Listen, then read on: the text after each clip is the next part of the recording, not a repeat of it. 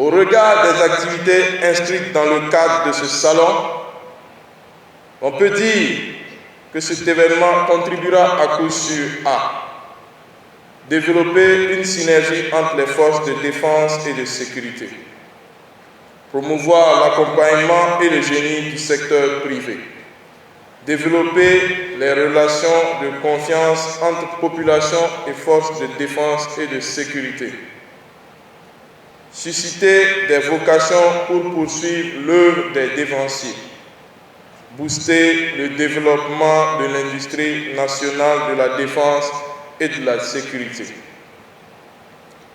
Ces thématiques prennent également en compte les dimensions géopolitiques et géostratégiques des enjeux sécuritaires du moment.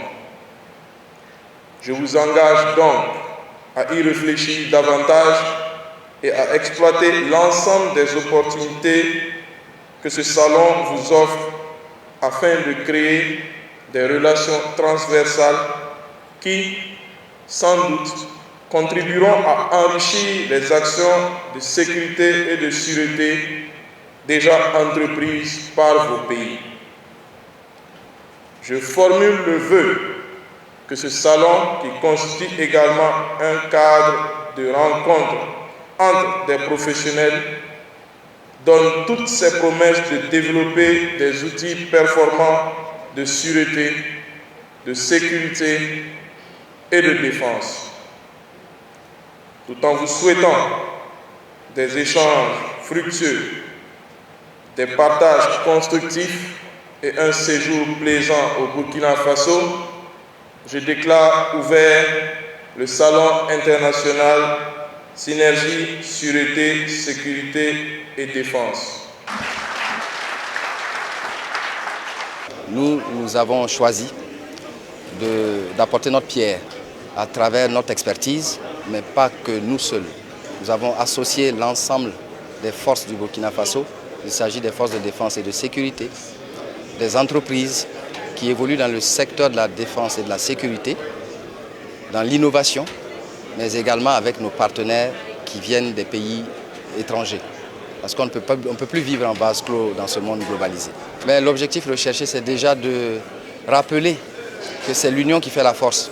Donc toutes les forces de défense et de sécurité se réunissent et vous l'avez constaté, ils ont occupé des stands.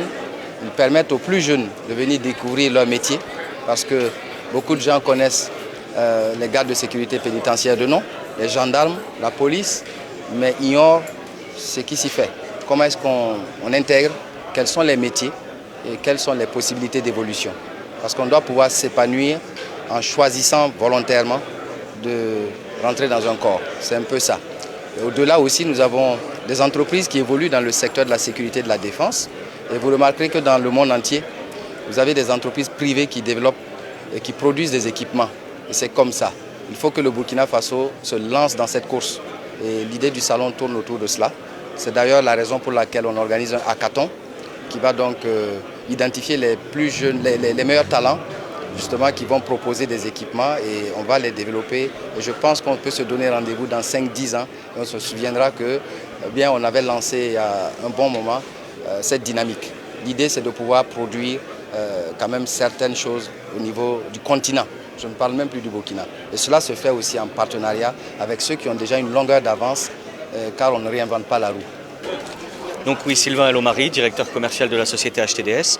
Et donc bon, l'enjeu, comme disait Hyacinthe pour nous, c'est d'être présent au Burkina Faso, suivant le contexte sécuritaire que l'on connaît, parce qu'on est convaincu que chacun doit amener sa pierre à l'édifice et que c'est un combat commun, hein, la sécurité.